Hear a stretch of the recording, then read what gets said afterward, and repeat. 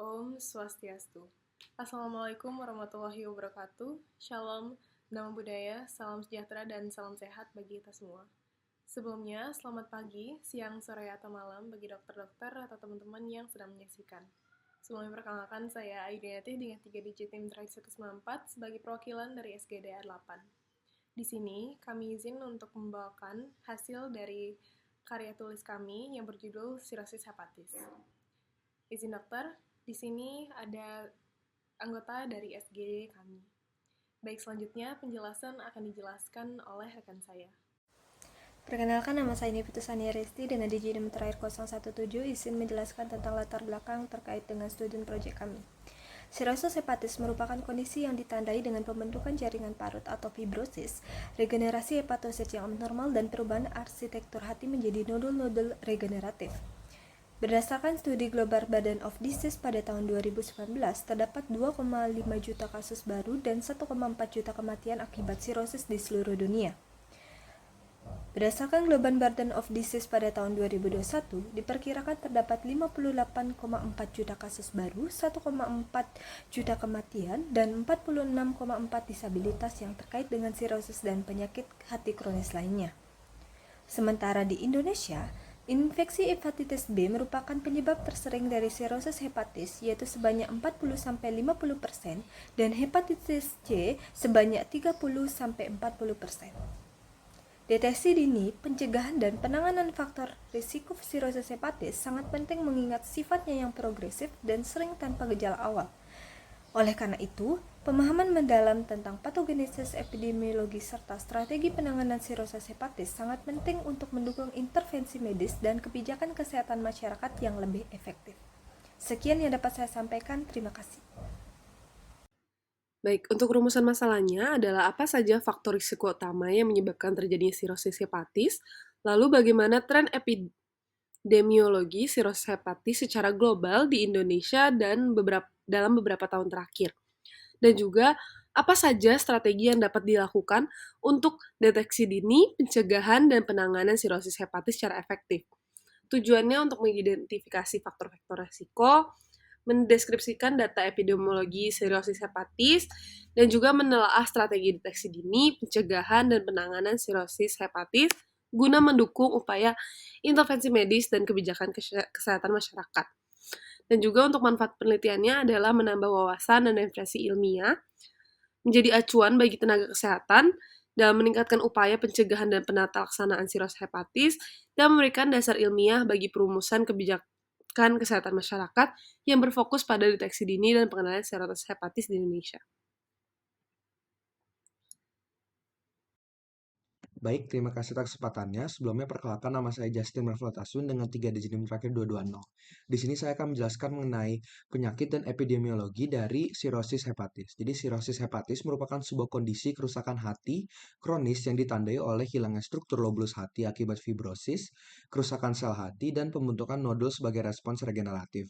Penyakit ini terbagi menjadi dua fase. Fase laten dengan gejala awal seperti pembengkakan perut, nyeri, muntah darah, edema, dan jaundice, dan juga fase lanjut yang ditandai oleh jaundice, asites, hipertensi portal, gangguan sistem saraf pusat, hingga koma.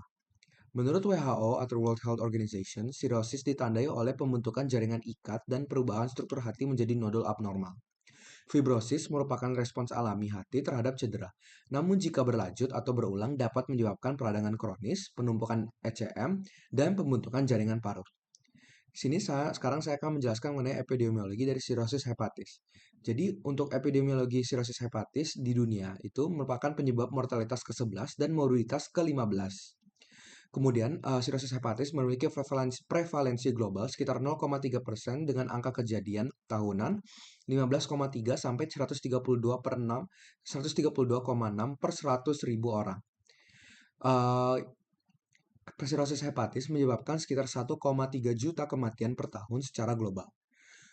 Untuk prevalensi atau epidemiologi pada data Indonesia, ini prevalensi sirosis hepatis di rumah sakit umum pemerintah sebesar 3,5% pada pasien rawat inap di bangsal penyakit dalam. Dengan penyebab utama itu yang paling besar merupakan hepatitis B dengan 40-50% kasus, kemudian hepatitis C 30-40% kasus, dan dilanjutkan oleh penyebab tidak diketahui sekitar 10-20%.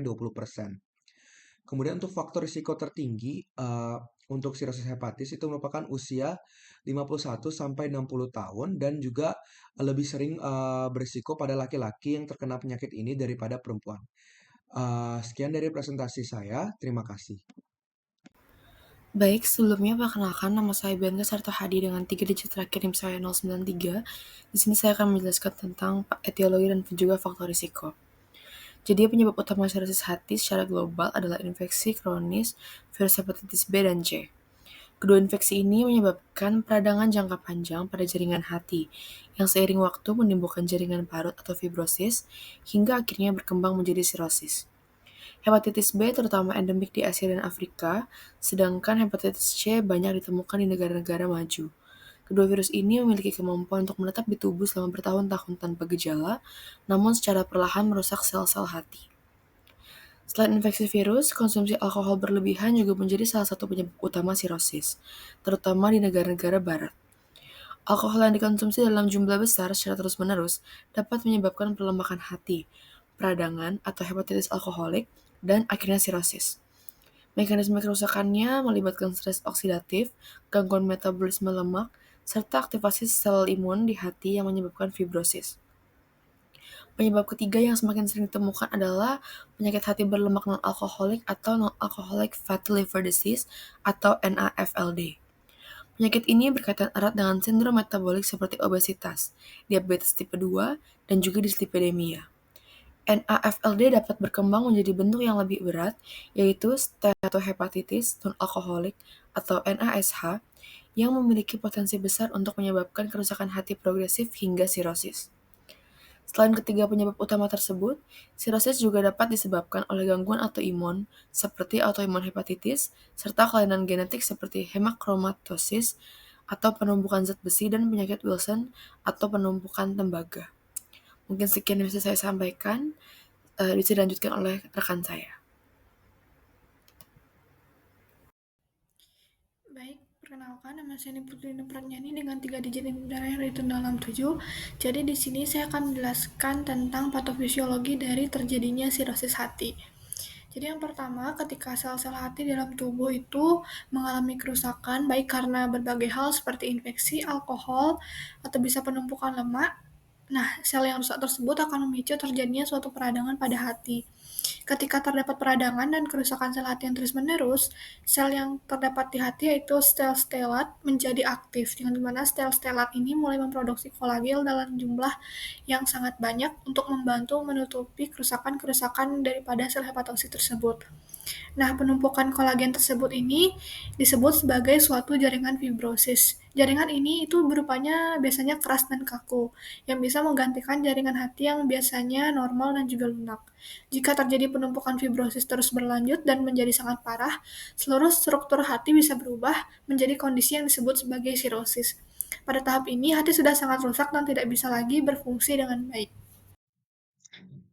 Baik, izin melanjutkan. Sebelumnya perkenalkan kembali, nama saya Gabriel Fidelia dengan 3 digit yang terakhir 099. Di sini saya izin melanjutkan penjelasan mengenai sirosis dan juga hubungannya dengan hipertensi portal. Jadi seperti yang diketahui sebelumnya, bahwa sirosis hati itu terjadi akibat kerusakan struktur yang terjadi secara terus-menerus akibat dari proses fibrosis progresif dan juga pembentukan nodul regeneratif yang nantinya karena proses fibrosis ini akan mengganggu fungsi kerja dari sel hepatosit dan sistem vaskular intrahepatik. Yang nantinya dapat menyebabkan penurunan kemampuan seperti detoksifikasi, sintesis protein, dan juga imun dari penderita sirosis ini akan lebih buruk daripada orang normal, sehingga dapat memunculkan komplikasi lain seperti ensefalopati hepatik, iboalbuminia, pendarahan, dan lainnya. Lalu hipertensi portal. Jadi hipertensi portal ini merupakan pusat dari berbagai komplikasi sirosis. Jadi hipertensi portal itu terjadi karena peningkatan resistensi aliran darah di dalam vena porta sendiri. Hipertensi portal ini bisa terjadi karena tadi yaitu penyempitan struktural oleh fibrosis maupun disfungsi endotel yang berproduk dari vasokonstriksi intrahepatik. Jadi karena terjadi hipertensi portal sendiri, nanti tubuh akan memberikan respon berupa membentuk kolateral portosistemik seperti varises esophagus dan juga kaput medusa yang mudah pecah. Dapat juga membentuk ascites, hipersplenisme, dan juga sirkulasi hiperdinamik sistemik yang terganggu. Jadi, sirosis ini berdampak sangat luas, hingga bisa sampai ke sistem peredaran darah secara keseluruhan. Jadi kita harus memperhatikan jika memang pasien itu sudah menderita sirosis hepatit. Mungkin sekian, bisa dilanjutkan ke teman berikutnya. Selamat siang, perkenalkan saya Anastasia dengan 3 digit tim terakhir 175. Izin untuk melanjutkan presentasi terkait dengan mekanisme sirosis hati dengan berbagai penyebab utama, yaitu hepatitis B, hepatitis C, alkoholisme, dan juga NAFLD. Yang pertama, pada kasus hepatitis B kronik, virus itu akan merusak hepatosit secara langsung, terutama melalui ekspresi protein HBX. Protein ini tidak hanya meningkatkan produksi kolagen, tetapi juga memodulasi berbagai jalur persinyalan dan memetabolisme sel. Hal ini mempercepat aktivasi sel steliata hati atau HSCS yang berperan utama dalam pembentukan jaringan fibrotik hingga berkembang menjadi sirosis. Kedua, pada hepatitis C kronik, mekanismenya itu lebih dipengaruhi oleh peradangan kronik akibat respons imun terhadap infeksi virus. Nah, HCV ini akan merangsang pelepasan sitokin, proinflamasi, dan eksosom yang mengandung mikroRNA, yang juga berkontribusi dalam aktivasi HSCS, di mana kolagen yang diproduksi akan menyebabkan jaringan parut luas dan akhirnya sirosis. Yang ketiga, pada alkoholisme. Nah, konsumsi etanol jangka panjang itu akan menyebabkan stres oksidatif, pembentukan asetaldehida dari ROS yang merusak hepatosit. Kerusakan ini akan memicu peradangan ditambah endotoksin dari usus akibat peningkatan permeabilitas. Semuanya ini akan berperan dalam aktivasi HSCS dan juga progres dari fibrosis. Lalu terakhir, pada kasus NAFLD, sirosis akan berkembang akibat steatosis yang dipicu oleh resistensi insulin, obesitas, dan dislipidemia. Meskipun tidak melibatkan alkohol, mekanisme stres oksidatif dan peradangan itu tetap menyebabkan aktivasi HSCS dan juga produksi kolagen yang berlebihan. Mungkin sekian yang dapat saya sampaikan. Terima kasih. Baik, selanjutnya kita akan membahas mengenai manifestasi klinis dan juga komplikasi dari sirosis hati. Jadi pada awalnya, sirosis hati akan muncul tanpa adanya gejala atau terdeteksi secara kebetulan. Mungkin juga datang dengan gejala yang samar seperti lelah, lemah, berat badan turun, dan juga mual kembung. Selain itu, nanti akan muncul gejala-gejala khas lanjutan seperti kulit dan juga mata kuning atau yang sering disebut sebagai ikterus, adanya asitas atau perut buncit, mudah berdarah, dan juga adanya gangguan pada otak. Dan komplikasi terakhir, yaitu komplikasi yang berat, itu akan muncul adanya varises esofagus atau pembuluh darah yang membengkak di bagian kerongkongan yang nantinya akan rentan pecah dan menyebabkan pendarahan fatal. Selain itu juga akan muncul adanya encephalopati hepatik atau kerusakan otak akibat toksin. Di sini ada beberapa komplikasi yang bisa disebabkan oleh sirosis hepatis, di mana yang pertama itu adalah pendarahan varises, yang merupakan keadaan gawat darurat yang membutuhkan intervensi langsung, karena ia menyebabkan beberapa komplikasi jauh lebih berat seperti hipotensi hingga shock hipovolemik, dan membutuhkan penanganan seperti resusitasi cairan dan juga transfusi darah hingga endoskopi. Selanjutnya, kedua adalah gagal hati. Ini merupakan tahap terminal dari sirosis hati yang bisa menimbulkan manifestasi klinis seperti ikterus, kemudian koagulopati hingga hepatopulmonary syndrome. Yang ketiga, ada hepatocellular carcinoma. Ini merupakan bentuk kanker hati primer yang paling umum ditemukan, yang bisa dipicu oleh stres oksidatif, kemudian kerusakan jangka panjang yang menyebabkan regenerasi terus-menerus oleh sel hati, dan sebaiknya dideteksi dini. Baik, selanjutnya akan dilanjutkan oleh rekan saya. Baik, izin melanjutkan mengenai diagnosis sirosis hepatis. Jadi, diagnosis sirosis hepatis ini memerlukan pendekatan multidisiplin yang mencakup anamnesis, pemeriksaan fisik, dan juga pemeriksaan penunjang berupa tes laboratorium dan pencitraan. Jadi, pemeriksaan laboratoriumnya itu dilakukan untuk menilai fungsi hati melalui liver function test atau LFT, kemudian kadar albumin, dan juga INR. Pemeriksaan ini membantu mengidentifikasi etiologi melalui serologi hepatis virus, autoantibody, dan pemeriksaan elektrolit. Kemudian pemeriksaan pencitraan seperti USG abdomen itu digunakan secara luas karena bersifat non-invasif dan mampu menilai morfologi hati serta mendeteksi komplikasi. Kemudian modalitas lain seperti fibroscan digunakan untuk menilai derajat fibrosis, sementara CT scan dan MRI justru lebih unggul dalam mengevaluasi struktur hati dan mendeteksi kelainan lain seperti lesi atau obstruksi pada biliar. Kemudian meskipun teknik pencitraan non-invasif semakin berkembang, biopsi hati tetap menjadi standar emas atau gold standar dalam menegakkan diagnosis sirosis secara histopatologis, terutama pada kasus dengan hasil diagnosis yang belum pasti atau untuk menilai etiologi dari respon terhadap terapi pasien. Perkenalkan, nama saya Amanda Supriyatna Putri dengan 3 digit NIM terakhir 125. Di sini saya akan menjelaskan terkait tata laksana sirosis hati, pengobatan etiologi, dan juga komplikasi. Yang pertama ada pengobatan penyebab atau etiologi, di mana hepatitis virus bisa diberikan antivirus seperti entecavir atau tenofovir, terutama pada hepatitis B. Setelah itu, untuk sirosis alkoholik bisa dilakukan pantang alkohol, dukungan nutrisi, dan juga terapi simptomatik. Setelah itu pada penyakit Wilson bisa diberikan D-penisilamin, trientin, diet rendah tembaga, dan juga seng oral.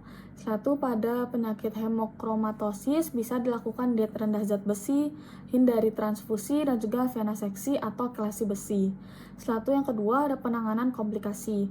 Apabila terjadi komplikasi asites bisa dilakukan diet rendah natrium dan juga diberikan diuretik.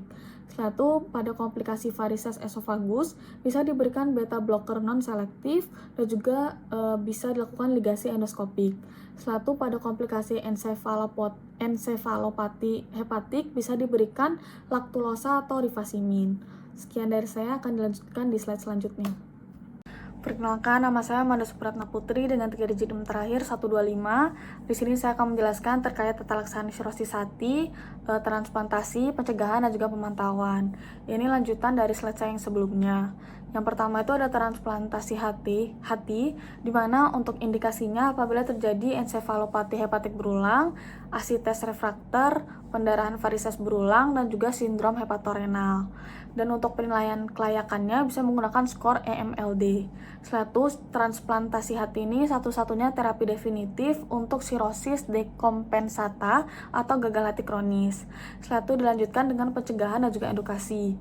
Untuk vaksinasi bisa diberikan hepatitis A dan juga B apabila belum imun. Setelah itu bisa dilakukan gaya hidup sehat seperti hindari alkohol dan juga hepatotoksin, olahraga rutin, dan juga diet seimbang. Setelah itu bisa dilakukan pemantauan HCC dengan melakukan USG hati dan juga AFP tiap 6 bulan sekali. Mungkin sekian dari saya, akan dilanjutkan oleh rekan saya. Terima kasih. Jadi masuklah kita ke kesimpulan dan saran. Sirosis hepatis merupakan tahap akhir dari kerusakan hati kronis yang ditandai oleh fibrosis progresif dan pembentukan nodul regeneratif. Kondisi ini mengganggu fungsi hati dalam metabolisme, sintesis protein, dan detoksifikasi. Penyebab utamanya meliputi hepatitis virus kronis, konsumsi alkohol berlebih, dan penyakit metabolik seperti NAFLD. Gejala dapat tidak terlihat hingga muncul komplikasi berat seperti hipertensi portal, perdarahan varises, ensefalopati hepatik, dan gagal hati. Diagnosis ditegakkan melalui anamnesis, pemeriksaan fisik, laboratorium, pencitraan, serta biopsi hati sebagai standar emas. Penata laksanaan mencakup pengobatan penyebab, pengendalian komplikasi, dan transplantasi hati pada kasus dekompensata. Untuk itu diperlukan peningkatan edukasi masyarakat, khususnya bagi kelompok berisiko tinggi, screening rutin pada penderita penyakit hati, alkoholisme, dan sindrom metabolik harus diperluas untuk deteksi dini. Tenaga kesehatan perlu mengedepankan pendekatan multidisiplin dan pemantauan berkala terhadap komplikasi. Di sisi lain, pemerintah diharapkan memperkuat program vaksinasi hepatitis, memperluas akses terhadap terapi antivirus, dan meningkatkan ketersediaan fasilitas transplantasi hati sebagai solusi jangka panjang. Sekian dari kami, terima kasih.